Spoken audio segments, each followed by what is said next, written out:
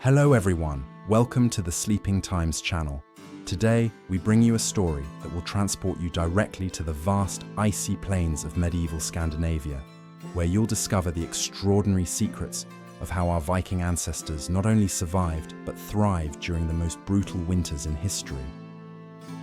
Imagine for a moment the profound silence of a 9th century winter night, when snow covered the lands of northern Europe like a thick protective blanket. In the vast plains of Scandinavia, what we now know as Norway, Sweden and Denmark, small Viking communities prepared to face the most challenging months of the year. There were no supermarkets, central heating, or synthetic clothes, just ancestral wisdom, human ingenuity, and the strength of community bonds. What would it be like to live in a world where the cold could be deadly, but where human warmth and practical intelligence created solutions that still inspire us today? Could you transform the struggle for survival into an art of living? Discover how true strength doesn't come from technology, but from unity, creativity, and respect for nature. If you enjoy stories that relax, educate, and connect you with ancestral wisdom, don't forget to subscribe to the channel, leave a like, and hit the notification bell so you never miss anything. Let me know in the comments where you're watching from and what time it is there. And remember, every week, we bring new historical journeys and timeless lessons waiting to inspire your dreams. Are you ready for this journey into the past? Then get comfortable, close your eyes if you wish, and prepare to discover the secrets of Viking survival during the most challenging winters in history.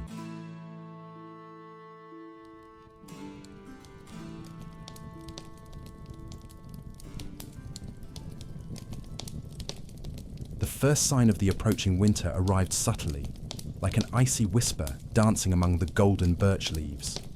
The Vikings, keen observers of nature, could read these signs with the precision of an open book. When mornings began to bring that silvery mist that clung to hair and beards, and when the sun seemed lazy to rise, it was time to accelerate preparations. Women intensified their weaving work, their skilled fingers moving rhythmically on wooden looms, creating thick fabrics that would serve as barriers against the cold to come. Men returned from their last maritime expeditions, their drakkars cutting through the increasingly dark waters of the North Sea. The salty scent of the ocean mingled with the earthy aroma of decaying leaves, creating that unique fragrance of the Nordic autumn. In the villages, the sound of axes echoed constantly, chopping firewood that would be carefully stacked beside the houses. Each log was chosen with care, resinous woods for quick kindling, oak and beech to burn slowly during the long nights. Children ran between the houses, their cheeks rosy from the fresh air, helping to carry small bundles of kindling and dry leaves. There was a special energy in the air, a mix of anxiety and anticipation that accompanied the arrival of the most challenging season. The village elders shared their stories of past winters, their deep, comforting voices echoing around the communal bonfires that were already beginning to be lit at dusk. Livestock was brought closer to the dwellings, and barns were checked one last time. Sacks of grain were counted and recounted, while women inspected barrels of salted meat and smoked fish. A silent calculation was being made. How many mouths to feed? How many months ahead? How much food available? It was a calculation that could determine who would live and who would die in the coming months. Blacksmiths worked tirelessly, repairing tools and creating implements that would be essential during winter. The rhythmic sound of the hammer against heated iron created an industrial melody that blended harmoniously with the other sounds of preparation. Knives were sharpened, axes were reinforced, and small metal objects were crafted for repairs that would inevitably be needed during the months of isolation. Houses received special attention at this time. Every crack was carefully sealed with moss, clay, and animal hair. Wooden walls were inspected, and any sign of deterioration was immediately repaired. The thatched or turf roof received additional layers, creating natural insulation that would keep the interior warm during the snowstorms to come. There were also spiritual preparations. Offerings were made to the Norse gods, especially to Freya, the god of prosperity and fertility, asking for protection during the difficult months. Small amulets were created and blessed, talismans that would carry the hope and strength needed to overcome the challenges winter would bring. Viking religiosity was not just a matter of faith, but a practical tool for psychological survival. The last fruits and vegetables were harvested with reverent care. Every apple, every root, every edible leaf was treated as a precious treasure. Women knew ancestral preservation techniques that transformed these perishable foods into reserves that would last for months. The process of drying, fermenting, and storing was almost ritualistic, passed from mother to daughter through countless generations. When the first drops of icy rain began to fall, mixing with sparse snowflakes, the entire village sighed collectively. It was the final moment of preparation, when the last tasks were completed with renewed urgency. Doors were reinforced, windows received additional coverings, and families gathered to make the final adjustments to their survival plans. Winter had arrived, and with it, the true test of Viking ingenuity and resilience. The typical Viking house was a masterpiece of thermal engineering, developed through centuries of trial and error in an environment that unforgivingly punished failure. Built partially buried in the ground, it leveraged the natural warmth of the earth, which remained relatively stable even when the surface froze completely. The thick walls, made of carefully fitted logs, created an efficient barrier against the biting wind that swept across the icy plains. Between the logs, an ingenious mixture of moss, clay, and animal hair served as natural insulation, sealing every tiny opening through which precious heat could escape. The roof was a true work of functional art, constructed in layers that resembled a gigantic cake of natural materials. The first layer consisted of robust wooden beams, followed by a dense covering of interwoven branches. Over this, thick layers of thatch were carefully laid, and finally, a generous covering of turf, organic rich earth that not only insulated, but also absorbed moisture. During the summer, small wildflowers often sprouted from these living roofs, creating hanging gardens that were both beautiful and functional. The heart of the house was undoubtedly the central hearth, a carefully constructed stone structure that served multiple vital functions. Strategically positioned in the center of the dwelling, it radiated heat uniformly to all corners of the house. The stones were chosen not only for their heat resistance, but also for their ability to absorb and slowly release thermal energy, functioning as a heating system that continued to work even after the fire dwindled to dormant embers. Around the hearth, the space was organized with mathematical precision, reflecting centuries of practical experience. Sleeping areas were closest to the heat source, elevated on wooden platforms that insulated them from the cold floor. Animal furs, bears, wolves, reindeer, and seals were strategically arranged, creating layers of insulation that transformed these areas into true nests of warmth. The characteristic smell of these furs, mixed with the aroma of burning wood, created a unique atmosphere of safety and coziness.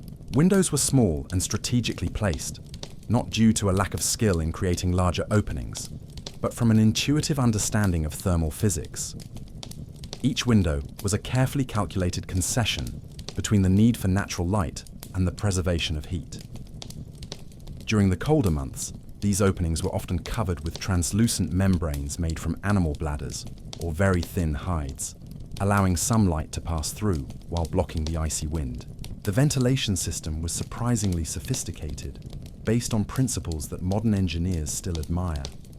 Small openings in the ceiling allowed smoke to escape, but were positioned to create an airflow that pulled stale air upwards without allowing heat to be lost quickly. It was a delicate balance that required deep knowledge of how air moves in enclosed spaces. The floor was often covered with a layer of fresh straw, which not only provided additional insulation, but also absorbed moisture and odors. This straw was changed regularly, and the used straw was composted, creating a sustainable cycle that demonstrated the practical ecological mindset of the Vikings.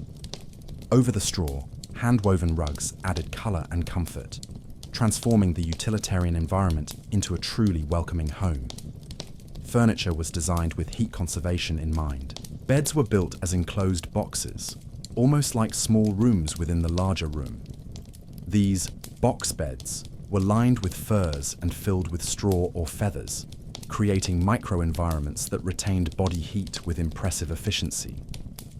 During the coldest nights, entire families huddled together in these communal beds, sharing body heat as a survival strategy that also strengthened family bonds.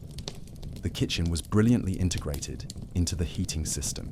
The heat generated during meal preparation contributed significantly to the overall warmth of the house. Iron pots were kept constantly over the embers, not only for cooking, but also to keep hot water available for various needs. The resulting steam added humidity to the dry winter air, creating a more comfortable and healthier environment for the inhabitants. Every element of Viking architecture demonstrated a deep understanding of the relationship between form and function, where beauty emerged naturally from efficiency. These houses were not just shelters, they were complex survival systems that allowed human life to flourish even in the most adverse conditions nature could impose. Viking winter clothing was much more than simple body covering. It was a sophisticated system of thermal regulation that could mean the difference between life and death during a snowstorm.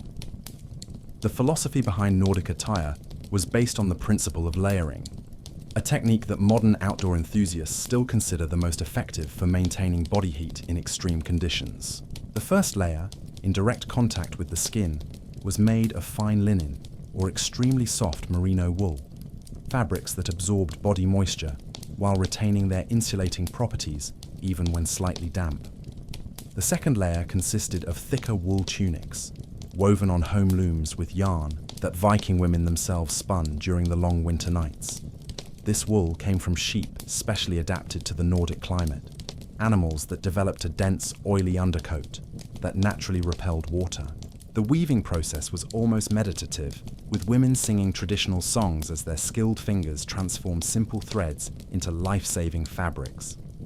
The colors of these tunics came from natural dyes, reds extracted from madder roots, blues from wild indigo plants, and yellows from tansy flowers. Over these base layers, Vikings wore fur coats that were true masterpieces of survival. Each coat was unique, reflecting not only the artisan's skill, but also the animals available in the region. Bear furs offered maximum protection against extreme cold, but were heavy and reserved for special occasions or for the most important members of the community. Wolf furs were more common and practical, offering excellent insulation while allowing greater mobility. Reindeer furs, with their hollow hairs that functioned as natural insulation, were especially valued for their lightness and thermal efficiency.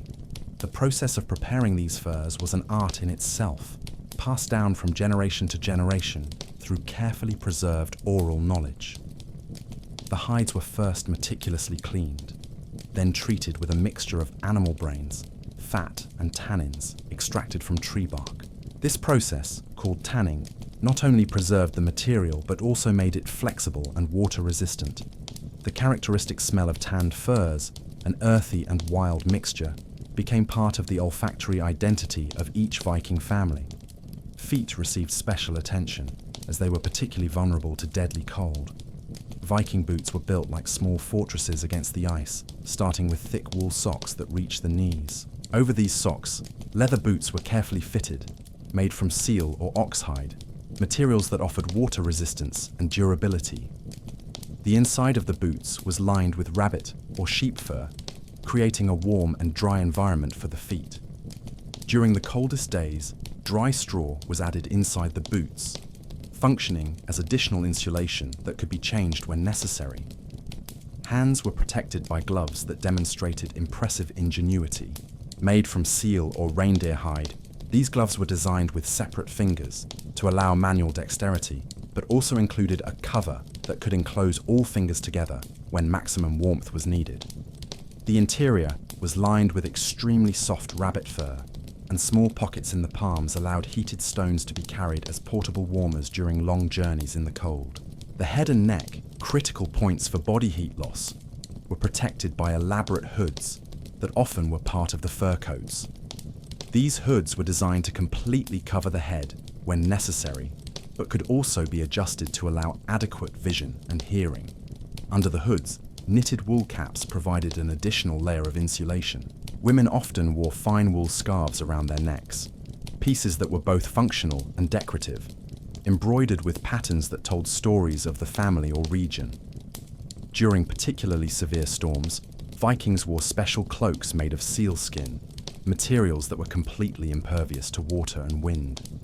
These cloaks were designed to cover the entire body, transforming the wearer into an almost ghostly figure who could move through the densest snow. The weight of these cloaks was considerable, but the protection they offered was unparalleled, allowing Vikings to venture outdoors even during the worst weather conditions. The maintenance of these clothes was a constant task during winter. Furs needed to be regularly treated with animal fat to maintain their flexibility and water resistance. Small repairs were constantly made, with bone needles and animal sinews serving as thread. Each piece of clothing was treated as a valuable investment, carefully preserved and passed down from generation to generation, carrying not only physical protection, but also the history and wisdom of its previous wearers.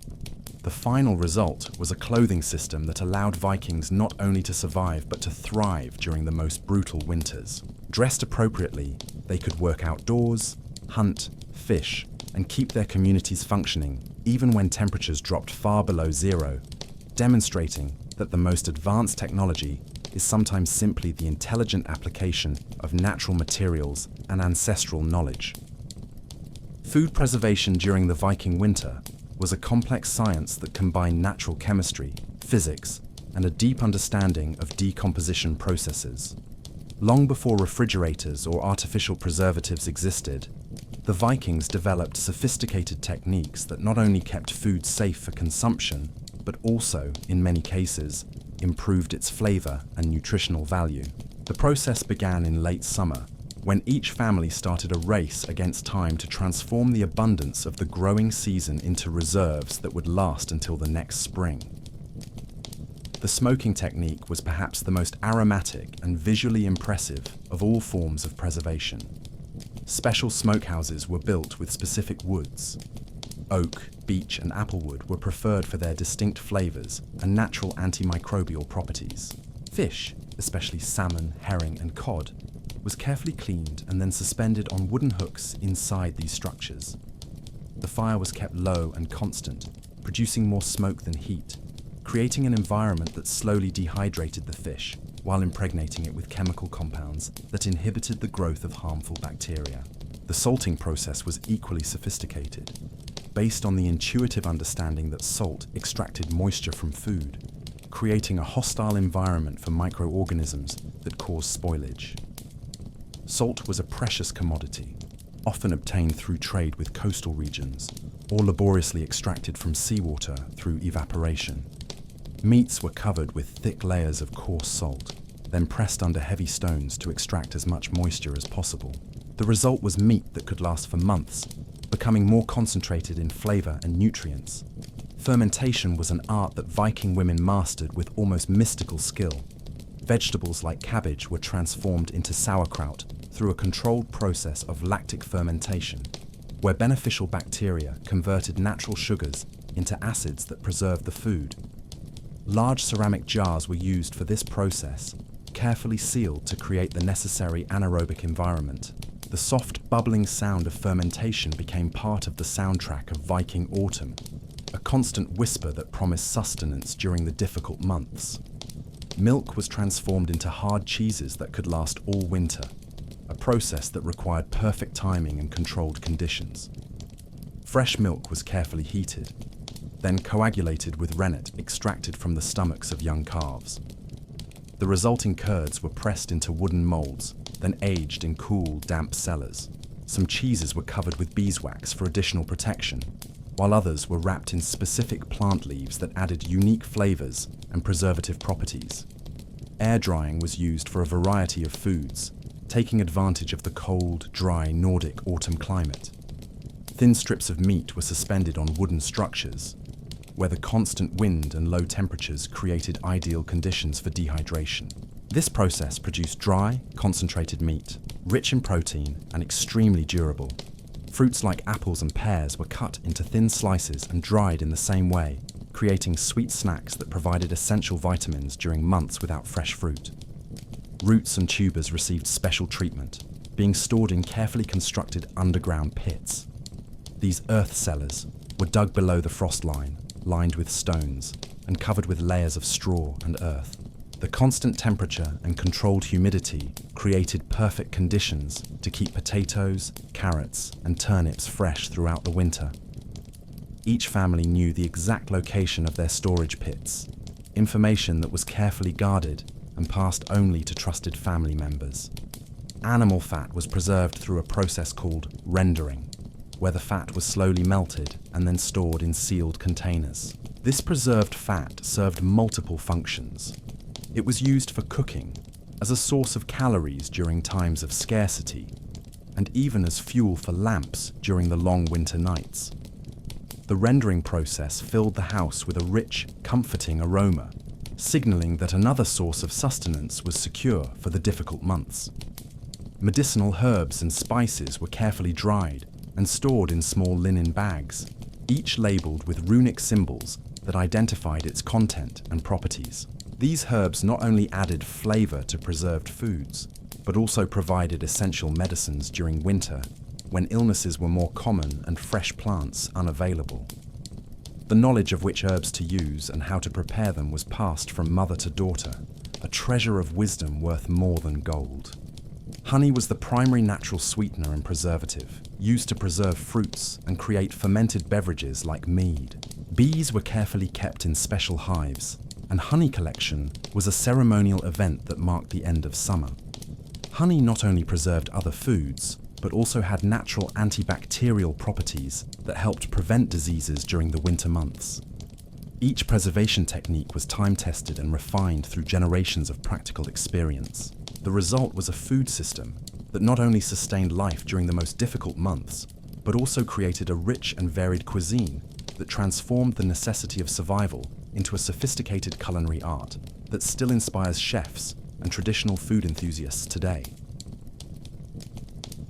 Fire was much more than a simple source of warmth in Viking society. It was the pulsating heart of domestic life, an almost divine element that connected the physical world to the spiritual. Keeping the fire alive throughout winter was a sacred responsibility, often entrusted to the most experienced women of the family, who developed an almost intimate relationship with the flames. Knowledge about different types of wood and their burning properties was passed down from generation to generation like a family treasure. Each type of firewood offering unique characteristics that served specific purposes during the long, cold months. The preparation of firewood began long before winter arrived, during the warm months when tree sap was low and the wood could dry properly. Oak and beech were preferred for slow, long-lasting burning, their embers retaining heat for hours after the flames died down. Birch was valued for its ability to ignite quickly, even when slightly damp, making it essential for rekindling fires that had dwindled to ashes overnight. Pine and other resinous woods were used to create bright flames that illuminated the house during nighttime tasks, although they burned more quickly. The process of lighting a fire was an art that required considerable patience and skill. Using flint and steel, Vikings created sparks that were carefully directed into a nest of flammable material. Dry moss, shredded birch bark, or small twigs specifically prepared for this purpose. The characteristic sound of steel striking flint became a familiar melody during winter, often the first sound heard in the morning when someone worked to rekindle the fire that had diminished overnight. Maintaining the fire throughout the night was a delicate science that involved specific techniques to keep embers alive without wasting precious firewood. Thick logs were carefully positioned to burn slowly, while ashes were strategically spread to control airflow. Some families developed techniques to bank the fire, covering embers with a controlled layer of ash that allowed for slow, constant combustion throughout the night, ensuring that fresh flames could be easily rekindled in the morning. The smoke produced by the fire served multiple functions beyond the simple evacuation of combustion gases. It was used to smoke meats and fish, preserving them for later consumption. Smoke also had recognized medicinal properties, with different woods producing smoke that was inhaled to treat respiratory problems or other ailments. Juniper was burned specifically for its purifying properties, both physical and spiritual, creating an atmosphere that Vikings believed warded off evil spirits and diseases. The central hearth of the house was often surrounded by specially selected stones that absorbed and radiated heat even after the flames subsided. These stones were chosen not only for their ability to retain heat, but also for their resistance to thermal shock. Stones that cracked with sudden temperature changes were avoided, as they could explode and cause serious injury. Ideal stones were often found in riverbeds or on beaches, where they had been naturally tempered by constant cycles of heating and cooling. Heat distribution throughout the house was carefully planned, using principles of convection that Vikings intuitively understood. Strategic openings in the ceiling allowed warm air to circulate, while low partitions directed the flow of heated air to specific areas of the house. During the coldest nights, heated stones were removed from the fire and wrapped in furs, then placed in beds as personal warmers that maintained body heat throughout the night. The collection of alternative fuel was a constant activity during winter. When firewood became scarce, Vikings burned peat, partially decomposed organic matter that burned slowly and produced constant heat. Peat was cut into blocks during the summer and carefully dried, creating a fuel that, although producing less heat than wood, was often more available in regions where trees were scarce. The characteristic smell of burning peat, earthy and slightly sweet, became part of the olfactory identity of the Viking winter. Animal fat also served as fuel, especially for lamps that provided light during the long Arctic nights. These lamps were made of stone or metal, with wicks made of moss or plant fibers. Seal fat was particularly valued for this purpose, as it burned with a clear, steady flame, producing relatively little smoke. The process of preparing these lamps and keeping their wicks properly trimmed was a specialized skill that ensured reliable illumination during months when sunlight was scarce or non-existent. The spiritual importance of fire was reflected in rituals and traditions surrounding its maintenance. Allowing the fire to go out completely was considered a bad omen, and families went to great lengths to keep at least some embers alive throughout the winter. When a new home was established, the first fire was often lit with embers brought from the parents' home, symbolizing the continuity of the family lineage and the transfer of ancestral protection. Fire also served as the social center of the house, the place where the family gathered for meals, conversations, and entertainment. The dancing flames created a hypnotic atmosphere that facilitated storytelling, a vital oral tradition that preserved the history, mythology, and practical knowledge of Viking culture. The warmth and light of the fire transformed the long winter nights from periods of mere survival into opportunities to strengthen family and community bonds, demonstrating how Vikings transformed necessity into an art of living. During the brutal months of the Nordic winter, individual survival was practically impossible, transforming the Viking community into a complex network of interdependence that functioned as a human fortress against the relentless forces of nature. Each village developed a sophisticated social system where individual skills perfectly complemented each other, creating a collective unit that was much greater than the sum of its parts. The concept of every man for himself simply did not exist in the vocabulary of Viking survival. Instead, a philosophy of mutual responsibility prevailed, ensuring that all community members had their basic needs met. The organization of work during winter followed established patterns that maximized efficiency while minimizing the waste of precious energy. The youngest and strongest men were responsible for tasks requiring greater physical effort, chopping firewood, hunting, repairing structures damaged by wind and snow. Women coordinated domestic activities with military precision, overseeing food preparation, clothing maintenance, and the care of children and the elderly. Elders, though physically less capable, were valued for their wisdom and experience, serving as living libraries that held essential knowledge about survival techniques tested over generations. The system of resource sharing was fundamental to collective survival, operating under principles of reciprocity that ensured no family faced hunger while others had abundance. Families who had had a particularly good harvest shared their surplus with those less fortunate, knowing that this generosity would be reciprocated when circumstances reversed. This system was not based on charity, but on a practical understanding that the survival of each individual was intrinsically linked to the survival of the entire community. Communal gatherings during winter served multiple vital functions, simultaneously acting as centers for decision-making, entertainment, and maintaining collective morale. Held in the largest house in the village or a specially built communal hall, these gatherings were warmed by enormous bonfires that created a welcoming environment where the entire community could gather. During these occasions, important decisions were made collectively: when to start hunting, how to distribute scarce resources, which repairs to prioritize when the weather improved. Storytelling during these gatherings was not just entertainment, but a vital way to preserve and transmit cultural knowledge. The Skalds, Viking poet historians, recited epic sagas that not only entertained, but also taught important lessons about courage, honor, and survival. These stories served as disguised instruction manuals, conveying practical knowledge about navigation, combat, diplomacy, and survival through memorable narratives that could be easily recalled and retold. The collective care of children was a shared responsibility that ensured essential knowledge and skills were passed down to the next generation.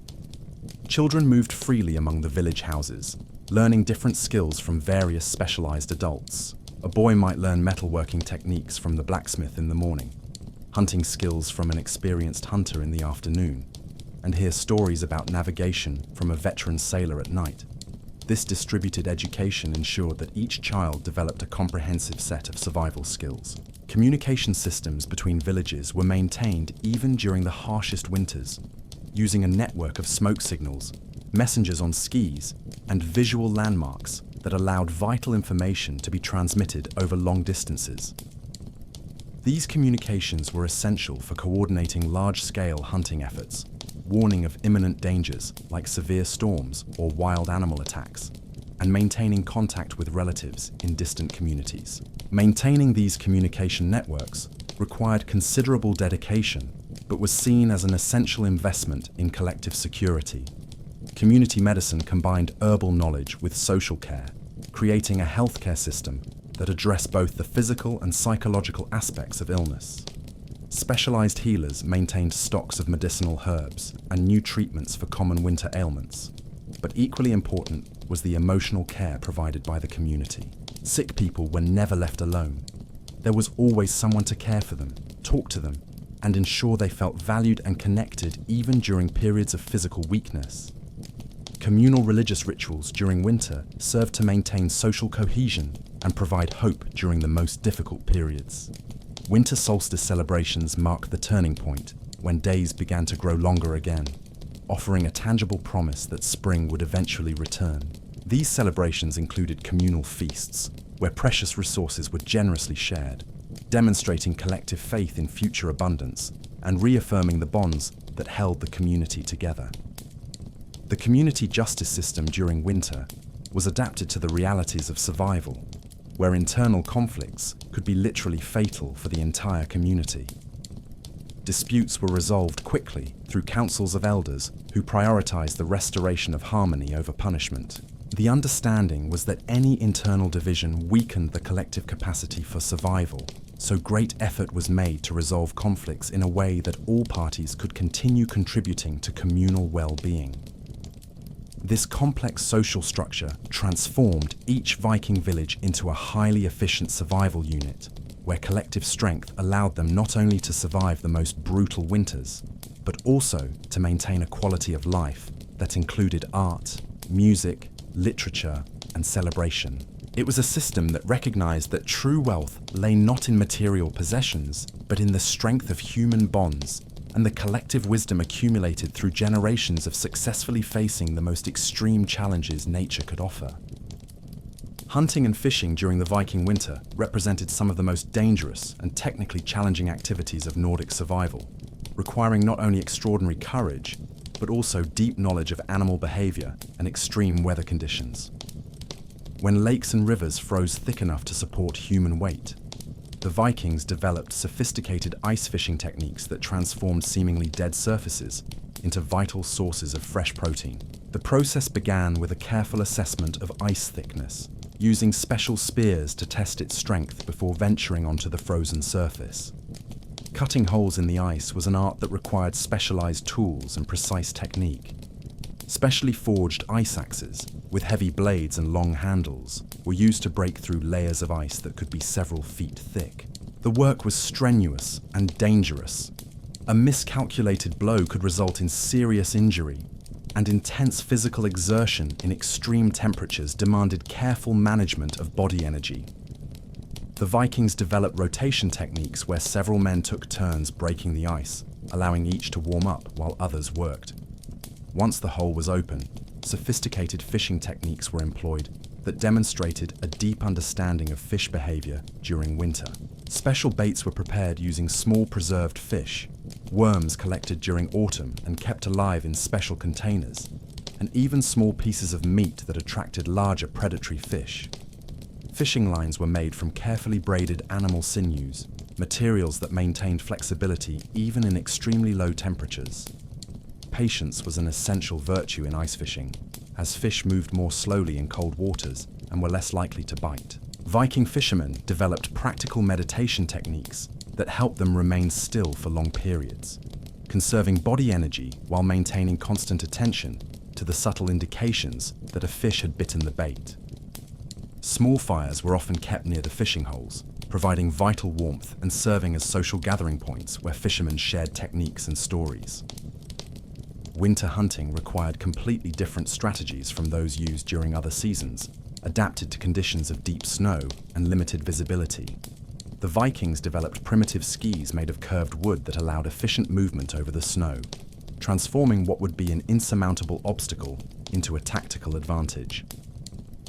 These skis were often covered with animal skins on the underside, creating traction that allowed them to climb steep slopes and navigate through uneven terrain. Tracking animals in the snow was a complex science that Viking hunters mastered with impressive precision. Each species left distinctive tracks, and experienced hunters could determine not only what type of animal had passed, but also its size, physical condition, direction of movement, and even how long ago the tracks had been made.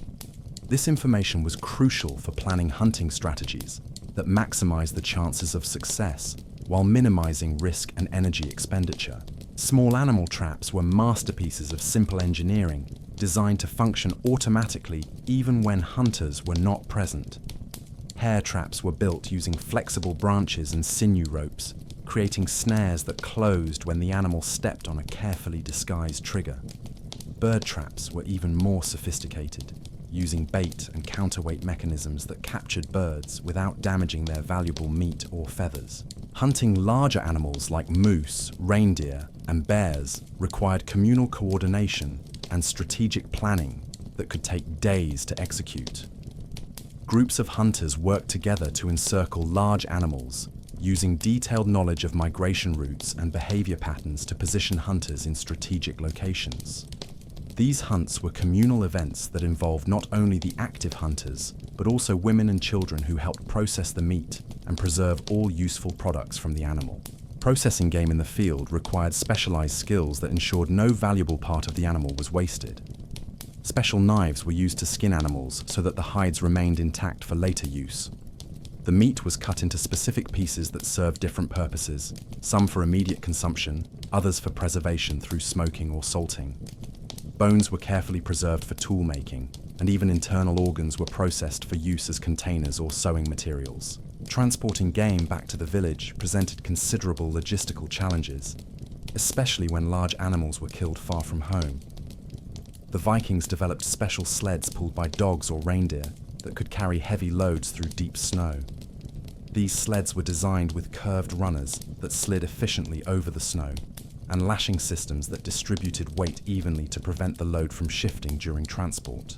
The preservation of fresh meat during winter took advantage of natural freezing conditions, but required specific techniques to prevent spoilage. Meat was often buried in the snow in carefully marked locations, where constant sub-zero temperatures functioned as natural refrigeration. Small quantities were kept in special storage houses built partially underground, where the temperature could be controlled more precisely.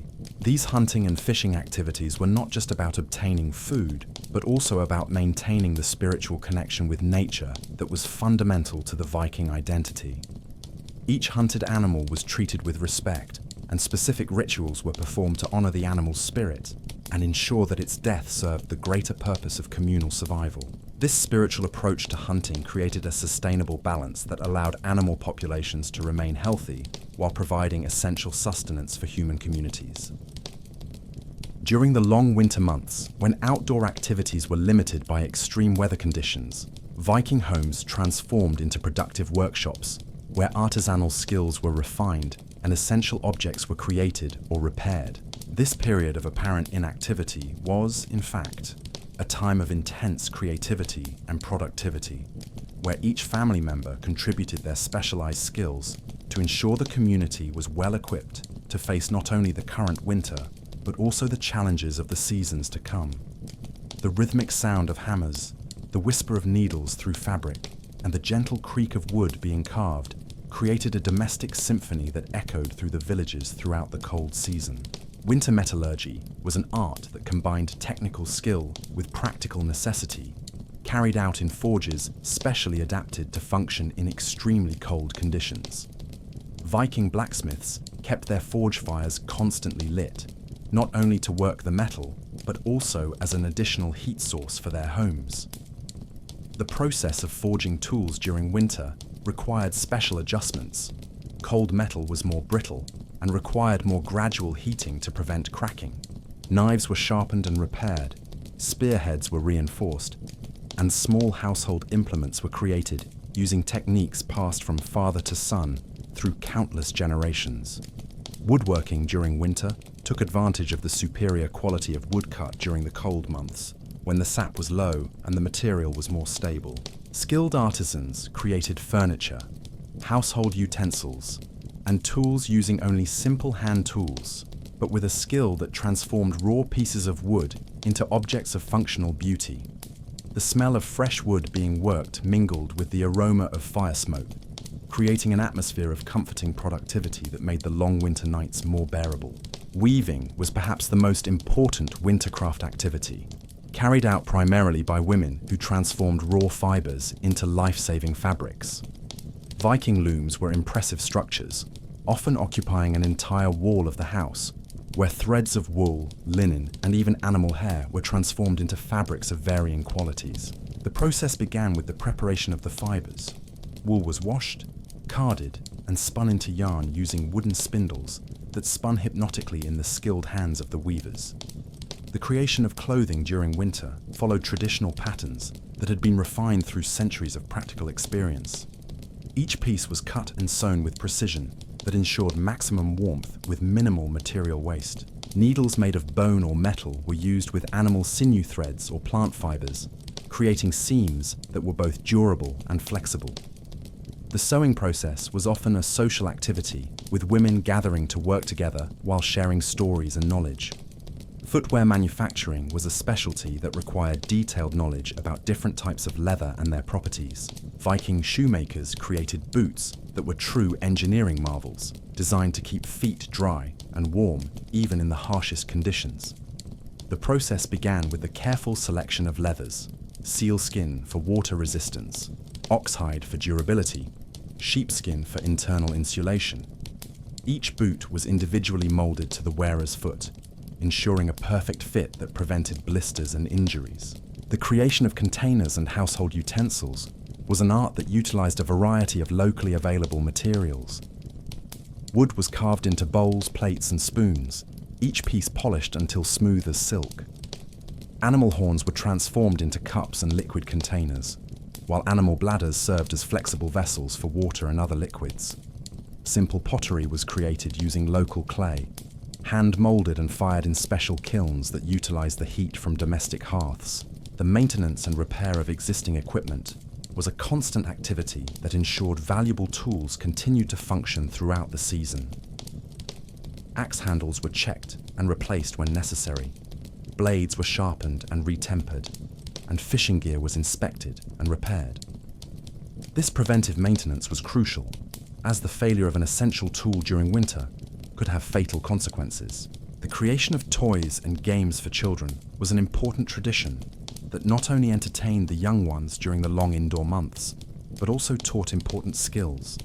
Small wooden swords taught basic combat techniques, straw dolls developed nurturing skills, and simple board games taught strategy and patience. These toys were often miniature works of art, demonstrating the love and care Viking parents had for their children. The making of musical instruments was a specialized art that added beauty and entertainment to the long winter nights. Flutes were carved from wood or bone. Simple harps were constructed using curved wood and animal sinews, and drums were created by stretching animal skins over wooden frames. The resulting music not only entertained, but also served important ritualistic and social functions, helping to maintain community morale during the most difficult periods. Bone and antler work was a specialty that transformed hunting byproducts into useful and beautiful objects. Bones were carved into needles, pins, combs, and small tools. Antlers were shaped into containers, musical instruments, and decorative elements. This work required considerable patience, as the material was hard and difficult to work with, but the result was objects that lasted for decades and often became valuable family heirlooms. The creation of ropes and threads was an essential activity that utilized a variety of organic materials. Animal sinews were carefully processed to create extremely strong threads used for sewing and lashing. Plant fibers like linen and hemp were processed into ropes of different thicknesses and strengths. Animal hair was spun into special threads used for particular fabrics. Each type of rope had specific uses, and knowledge about which to use in each situation was an essential part of practical Viking wisdom. All these crafts were carried out by the light of animal fat lamps, or by the firelight, creating an intimate and cozy atmosphere that transformed necessary work into quality family time. Skills were naturally passed from parents to children through observation and practice, creating a cultural continuity that ensured essential knowledge was never lost. The result was a society where every person was capable of creating and repairing the objects essential for survival, making each family a self-sufficient unit capable of thriving even in the most challenging conditions. Viking medicine during winter was a sophisticated combination of herbal knowledge, surprisingly advanced surgical practices, and holistic care that treated both body and spirit. Healers, known as vulva or sidekona, were respected figures in society who combined practical medical knowledge with spiritual wisdom, creating a healthcare system that recognized the interconnectedness between physical, mental, and spiritual well-being. During the winter months, when illnesses were more common due to confinement, limited diet, and the stress of the cold, these healers became central figures in maintaining communal health.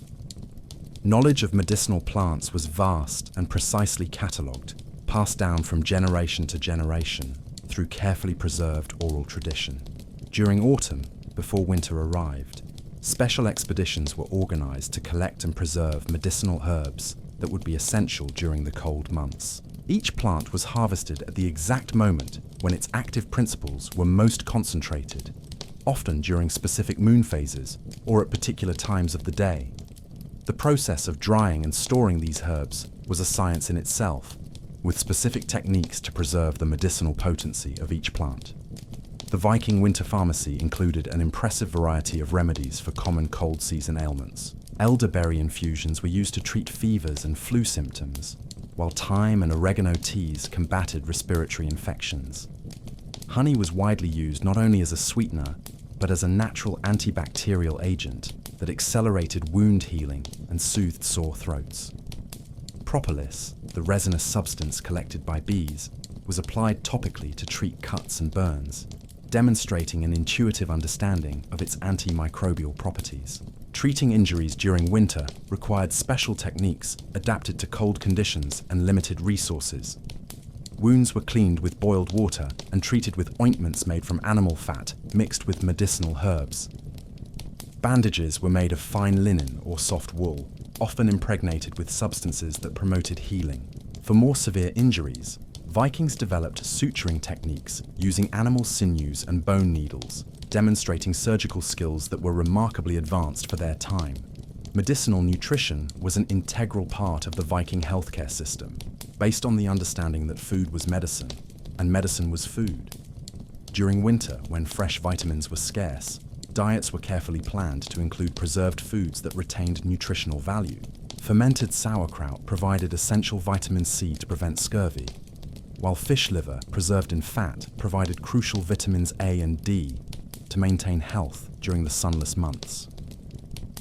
The care of pregnant women and young children received special attention during winter, recognizing their particular vulnerability to adverse conditions. Specialized midwives knew techniques to facilitate safe births, even in the most challenging conditions, using specific positions, massages, and herbs that relieved pain and reduced complications. Newborns were carefully protected from the cold through warming techniques that included heated stones wrapped in furs and special clothing made of extremely soft materials. Mental health during the long, dark winter months was recognized as a crucial aspect of overall well-being. Vikings intuitively understood what we now know as seasonal affective disorder, developing strategies to combat depression and anxiety caused by lack of sunlight and social isolation. Regular communal activities, music, storytelling, and spiritual rituals served as collective therapy that kept morale high and strengthened social bonds essential for psychological health. The treatment of respiratory illnesses, particularly common during winter, involved a combination of internal and external therapies. Steam inhalations were created by boiling specific herbs in water, with patients breathing the medicinal vapors under blankets that created improvised steam tents. Warm poultices made of herbs and animal fat were applied to the chest to relieve congestion, while syrups made of honey and plant extracts soothed persistent coughs. Hygiene during winter was maintained through practices adapted to water and heat limitations. Full baths were rare due to the difficulty of heating large quantities of water, but partial cleaning was performed regularly using damp cloths and soaps made from animal fat and specific plant ashes. Vikings understood the connection between cleanliness and health, developing hygiene routines that prevented skin diseases and infections without wasting precious resources. The care of the elderly was a communal responsibility that recognized both their physical vulnerability and their value as repositories of knowledge. Elders received special attention during winter, with diets supplemented with nutritious foods and preventive medical care that included regular massages to maintain circulation and gentle exercises to preserve mobility. Their medical wisdom was constantly consulted, and they often served as mentors for younger healers. Viking pharmacology included the careful use of psychoactive substances for specific medicinal purposes. Mushrooms with hallucinogenic properties were used in controlled doses to treat certain mental and spiritual conditions, always under the supervision of experienced healers. These practices were surrounded by ritual and precaution, recognizing both the therapeutic potential and the risks of these powerful substances. The treatment of chronic diseases during winter required long-term strategies that included dietary modifications, adapted exercises, and continuous therapies. Arthritis, common among people living in cold and damp conditions, was treated with warm baths when possible, massages with medicinal oils, and anti-inflammatory diets that included omega-3 rich fish and specific herbs known for their anti-inflammatory properties. The integration between physical medicine and spiritual care was fundamental to the Viking approach to health. Healing rituals included not only physical treatments, but also ceremonies that invoked divine protection and strengthened the patient's will to recover. Medicinal amulets were created and blessed, serving as constant reminders of the healing intention and as tangible symbols of hope during periods of illness. This holistic medical system allowed Viking communities to maintain relatively high levels of health, even during the harshest winters, demonstrating that effective healthcare does not necessarily depend on advanced technology, but rather on deep knowledge, compassionate care, and an understanding of the interconnectedness between all aspects of human well-being. The winter solstice represented the most sacred and hopeful moment in the Viking calendar, marking the turning point when darkness began to recede and the promise of light returned to the Nordic world. This celebration, known as Jol or Yule, was much more than a simple feast. It was a complex ritual of spiritual renewal, community strengthening, and reaffirmation of faith in the continuity of life, even in the face of nature's darkest forces. Preparations for this celebration began weeks in advance, with every family and the entire community engaging in activities that transformed the necessity of survival into an art of living. Spiritual preparation for the solstice involved purification rituals that cleansed both physical spaces and the souls of the participants. Homes were meticulously cleaned, not just for practical reasons, but as a symbolic act of preparing to receive the blessings of the gods and the renewed energy of the reborn sun. Special bonfires were lit using sacred woods, oak, ash, and yew, each chosen for its specific spiritual properties and its ability to burn with particularly bright and long-lasting flames. The Yule log tradition was central to the celebrations, involving the careful selection of a special log that would be burned throughout the solstice night. This log, often oak due to its associations with strength and resilience, was decorated with runic symbols and anointed with sacred oils before being placed in the community's main hearth. The resulting fire was kept burning for 12 days, symbolizing the gradual victory of light over darkness and serving as a source of spiritual protection for the entire community. Offerings to the gods during the solstice were elaborate and significant, reflecting both gratitude for survival up to that point and pleas for protection for the remaining winter months. Odin, the All-Father, received offerings of mead and meat, often accompanied by vows of courage and wisdom. Freya, god of fertility and prosperity, was honored with offerings of grains and preserved fruits, symbolizing hope for future abundance. Thor, protector against the forces of chaos, received offerings of iron and stones, materials that represented strength and resilience. The preparation of special foods for the solstice transformed simple ingredients into feasts that were both nutritionally rich and symbolically powerful. Wild boars were roasted whole when available, representing abundance and strength. Special breads were baked in shapes representing the sun, wheels, and other symbols of cyclical renewal.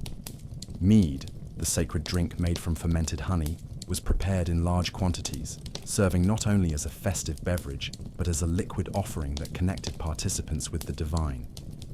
Music and dance during the solstice celebrations served multiple spiritual and social functions. Traditional songs told stories of gods and heroes, preserving important mythology while entertaining participants.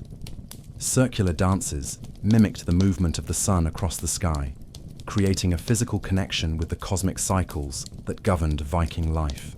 Musical instruments, drums, flutes, and simple harps, created hypnotic rhythms that facilitated altered states of consciousness considered conducive to communication with the spiritual world.